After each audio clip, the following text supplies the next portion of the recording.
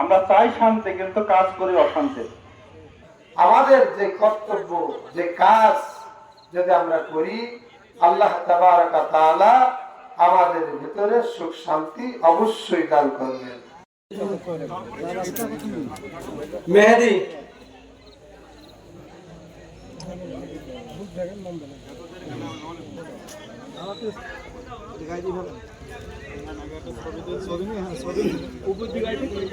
যদি আমরা সত্যিকারের শান্তি চাই, তাহলে শান্তি একমাত্র ইসলামে আছে।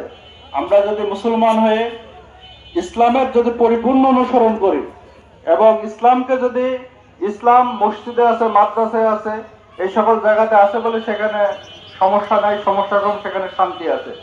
ইসলাম যদি আমাদের সারা দেশে ছড়িয়ে যায়, তাহলে সারা দেশটা শান্তি প্রতিষ্ঠিত হবে না?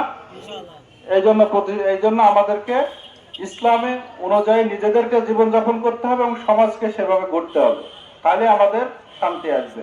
তো সম্মানিত ভাইরা, আজকে যদি আমরা সত্যি শান্তি চাই, শান্তি চাওয়ার ক্ষেত্রে আমাদের যে বিষয়টা দেখা দরকার, যে আমরা যদি সৎ এবং যোগ্য মানুষকে যদি আমরা নির্বাচিত করি, একজন আমানতদার মানুষকে যদি নির্বাচিত করি, তবেকার আমরা আমাদের সমাজের যে বিশৃঙ্খলা, এই বিশৃঙ্খলাটা আমরা দূর করতে পারবো। আমরা চাই শান্তি, কিন্তু কাজ করি অশান্তি।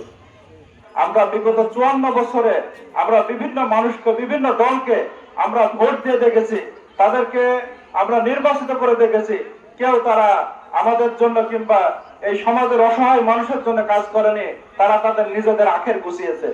এজন্য আমরা আগামীতে আর ভুল করব না। আমরা সকলে ঘটনা জানি, হযরত ওমর রাদিয়াল্লাহু তাআলা আনহু, তিনি খলিফা। তিনি কি খলিফা? তিনি একজন খাদেম। যেহেতু আল্লাহ তাআলা তাকে দায়িত্ব দিয়েছে, আর সেই দায়িত্ব পালনের জন্য মানুষের দ্বারে দ্বারে, রাতের আধারে, দিনে না ঘুমায়, রাতের আধারে আধারে মানুষের খোঁজ খবর নিতেন। যেহেতু দায়িত্ব দিয়েছেন কে? আল্লাহ। তো কোরআন হাদিস যদি আমরা মানি, তাহলে আমাদের সুখ শান্তি আসবে। আর ভাইজান যে কথা বললো, যে আমাদের সমর্থন,